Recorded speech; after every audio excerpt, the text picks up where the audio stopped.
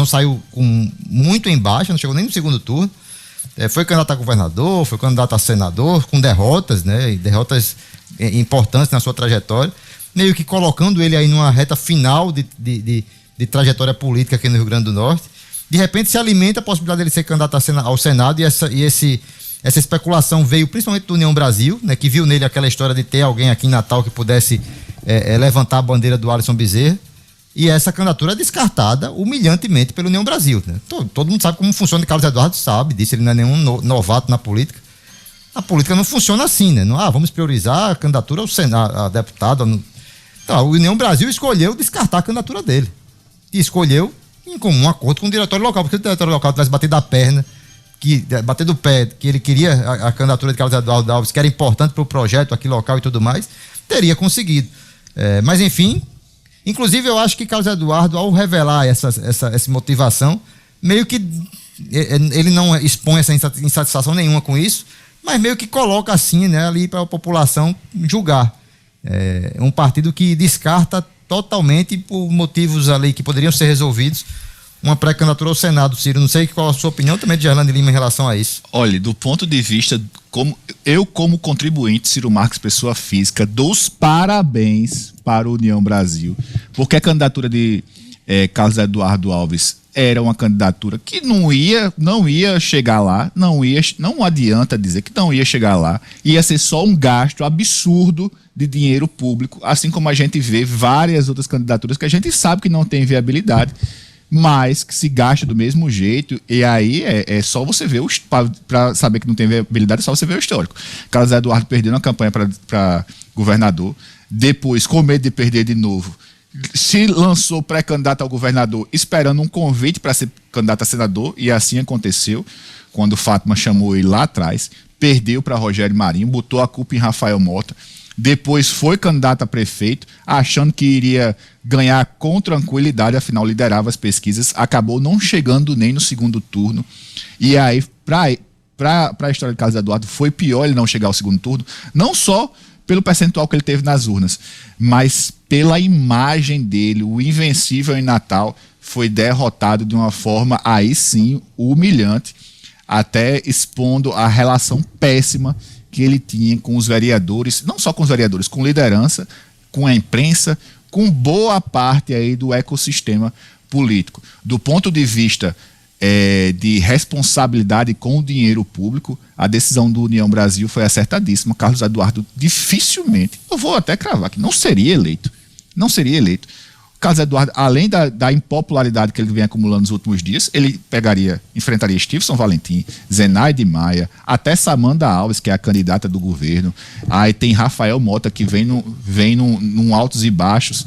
Mas assim, diante dessa composição, até Coronel Hélio também, que representa bem o bolsonarismo aqui no Rio Grande do Norte, quase que eu esqueço dele, mas seria muito complicado, para mim, e totalmente inviável, Carlos Eduardo disputar com competitividade um Senado Federal.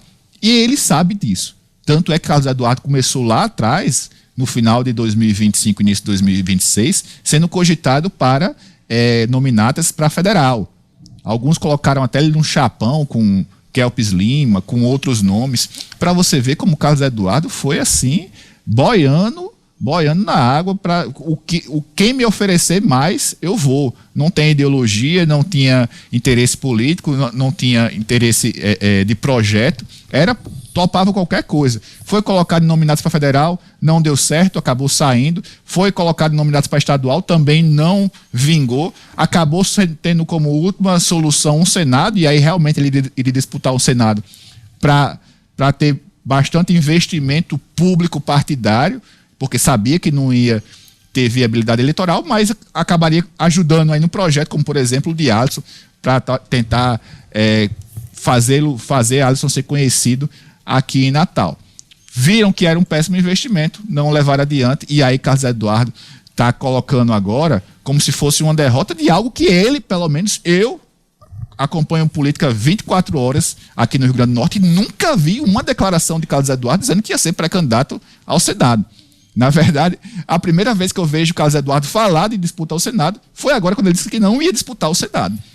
É verdade. Então, assim, é a mesma coisa de Flávio Rocha. Flávio Rocha, que semana passada a gente ia dizer dele, ninguém sabe o que é que Flávio Rocha pensa sobre o STF, pensa sobre o governo Lula, pensa sobre o governo Fátima, pensa sobre nada, mas aí ele é colocado por outras pessoas como um potencial nome para o Senado. Carlos Eduardo é do mesmo jeito. Ninguém sabe o que Carlos Eduardo pensa sobre essas questões todas.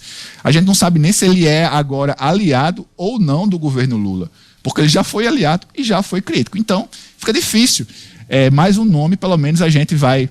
Vou ser bem sincero, como pessoa física novamente, a gente vai se livrando dessas pessoas que aparentemente não queriam estar lá. E há também outro detalhe nos bastidores disso tudo, né, que é o interesse ou o posicionamento da pré-candidata à reeleição, a senadora Zenaide Maia, né, que não queria a candidatura de Carlos Eduardo nesse grupo, porque o julgamento interno, e ela chegou a expor isso, tá, Zenaide, em algumas entrevistas, no modo dela, né, sem deixar muito claro que era um veto, inclusive, mas ela disse algumas vezes que a leitura é que não era interessante para a candidatura dela ter um parceiro de chapa. Porque dividiria ainda mais os votos nessa questão da quantidade de candidatos que vai ter aí nas eleições desse ano na esquerda. Então tem também essa situação. Lembrei. Que eles na nota, inclusive, também serviu para isso, para dizer que não foi por isso. Mas também foi, claro.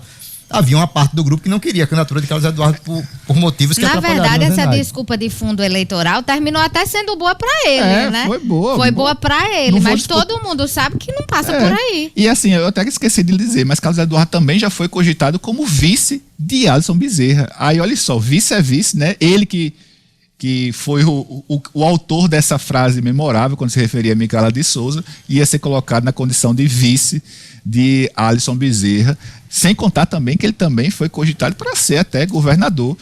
Algumas pessoas, em determinado momento, acharam que ele iria eventualmente substituir outro Carlos Eduardo, né, que era o Carlos Eduardo Xavier.